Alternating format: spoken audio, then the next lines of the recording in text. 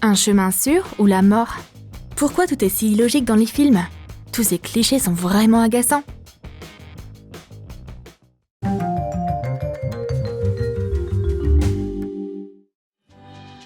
Cindy a eu un grave problème. 3 ans dans le coma, c'est du sérieux. L'électrocardiogramme bip, il fait sombre, elle est couverte de tubes et de pansements. On peut rien faire pour elle. Il n'y a aucun espoir pour qu'elle se réveille. Mais c'est un film. Cindy va pas abandonner comme ça. Dans le coma, et alors? Elle se réveille comme si de rien n'était. En plus, elle porte du maquillage, elle a une super coiffure et une manicure. C'est comme si elle sortait tout juste d'un salon de beauté. Elle avait une styliste personnelle dans sa chambre ou quoi? Elle est belle, de bonne humeur et pleine d'énergie. Elle arrache ses tubes et retire ses pansements. Pourquoi faire ça? Elle doit se rendre à une fête? Tu portes pas tout ce maquillage pour rien. Évidemment, il y a personne ici pour parler de son état. Quoi? On est en 2020? Les films d'horreur, c'est encore une autre histoire. Voici comment ça se passe dans la plupart des films. Un groupe d'amis passe un bon moment ensemble.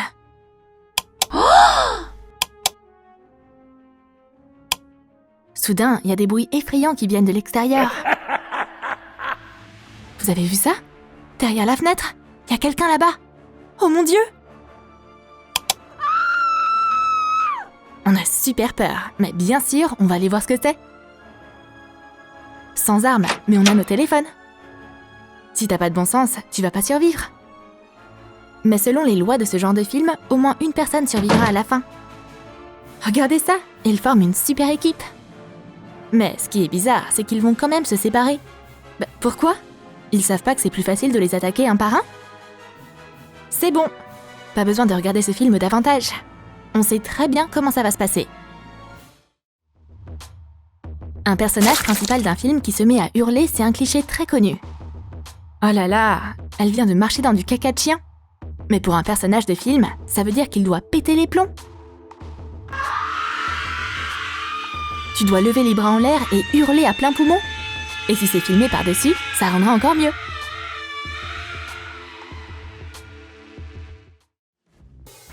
Thomas semble être un gars relax et calme. Mais si toute une bande de criminels l'attaque, il peut les battre en un rien de temps. Mais une bagarre dans un film, c'est très différent de la réalité. D'abord, les méchants font un long discours pour expliquer ce qu'ils vont faire subir aux héros. Puis les méchants commencent à l'attaquer un par un, comme s'ils prenaient le relais.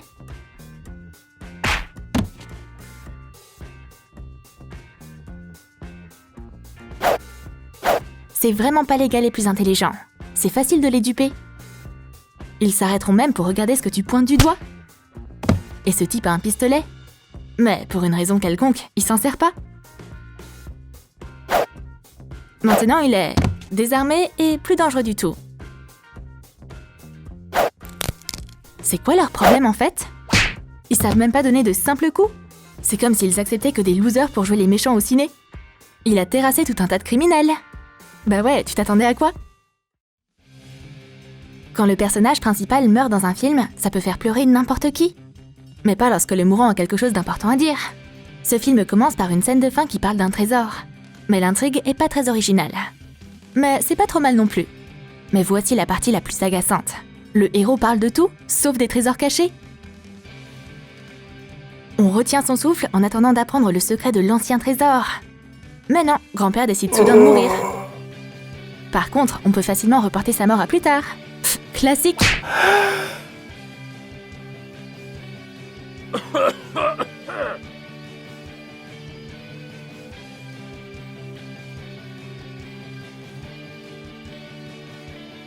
Le moment est tendu, mais non, pas cette fois. La situation devient encore plus tendue.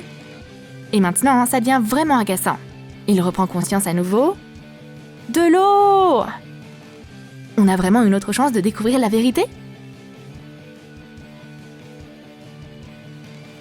Une fois le mystère enfin résolu, tout le monde se précipite pour partir à l'aventure.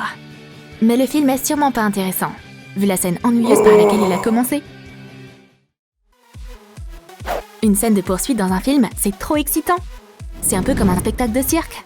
Des flips, des sauts, des galipettes. Tout le monde dans les films est si rapide.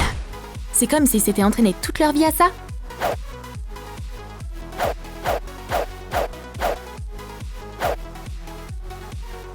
Courir dans les escaliers? Oh allez, c'est pas impressionnant du tout ça. Crois-le ou non, il a quand même réussi à rattraper son ennemi. Oh non, c'est reparti. Pourquoi il fait ça en fait? C'est une sorte de rituel de kung-fu? Bon, ce serait stupide de pas tenter sa chance. Pendant ce temps, le méchant parvient à s'enfuir.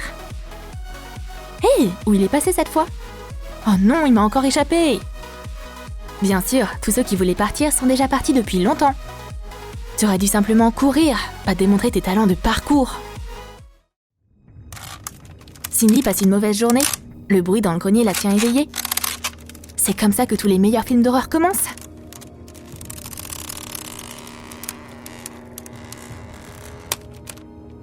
Tu devrais demander de l'aide à quelqu'un. Ou est-ce que tu devrais appeler la police? Bah, pourquoi? C'est que le grenier.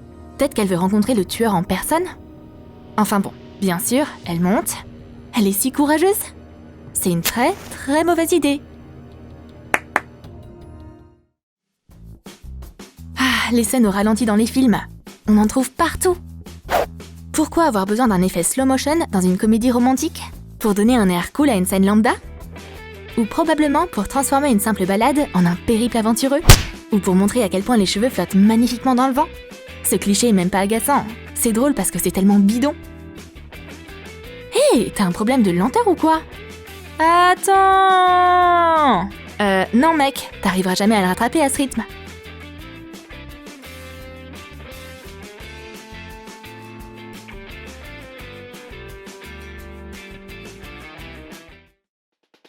Dans tous les thrillers ou les films d'action, on trouve une scène cliché avec un mot de passe à découvrir.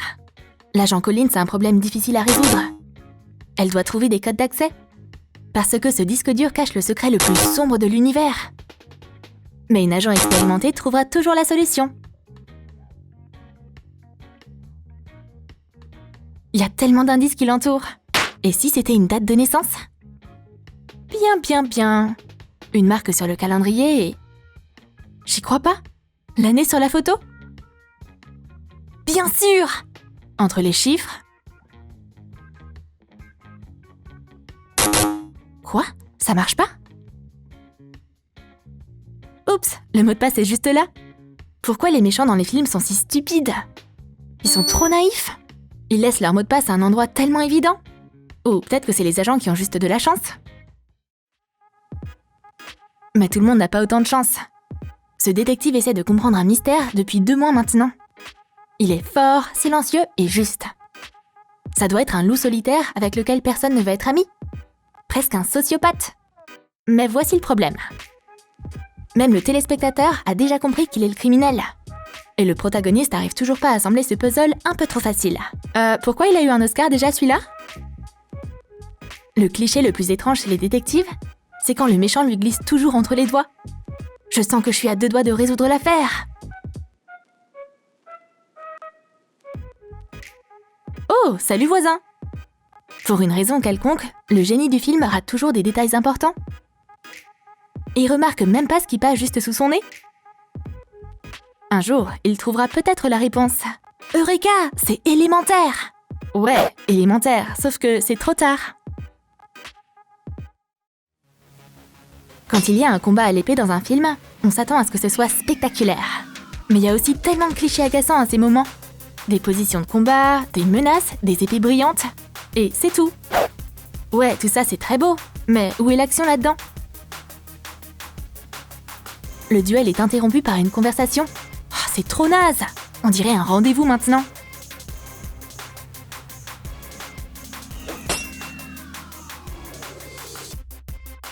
Puis elle tourne en rond.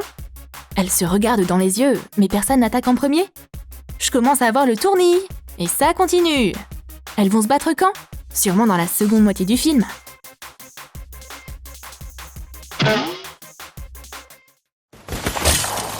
C'est facile pour les héros de films d'action de combattre une foule d'ennemis. Tire des centaines de balles sans jamais avoir à recharger ton arme. Dans les films de super-héros, c'est un cliché très courant. Et l'essentiel, c'est de rester calme et concentré. Puis ils repartent avec la musique qui joue en fond. Comment agir autrement après avoir sauvé toute la ville? Dans les films, les héros doivent souvent utiliser les voitures des autres. C'est pas grave, ils font que les emprunter. c'est même pas du vol. Elles sont toutes dispo. Monte dedans et roule. C'est comme dans GTA.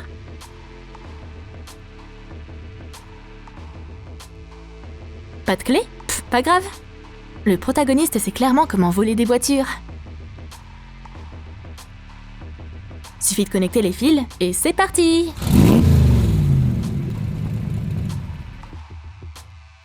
Oups, un truc a pas marché. Et si ça a pas fonctionné avec une voiture, t'as juste à en prendre une autre. Pas mal celle-là. Les comédies romantiques sont vraiment remplies de clichés, même s'il y a toujours beaucoup de bruit et des disputes.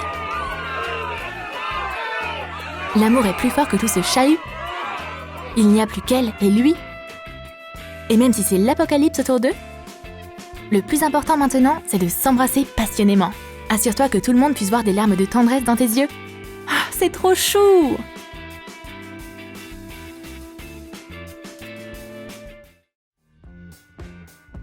Tu as aimé nos sketchs sur les films? Tu as déjà vu des films avec des choses comme ça dedans? Quel genre de stéréotypes dans les films t'agace?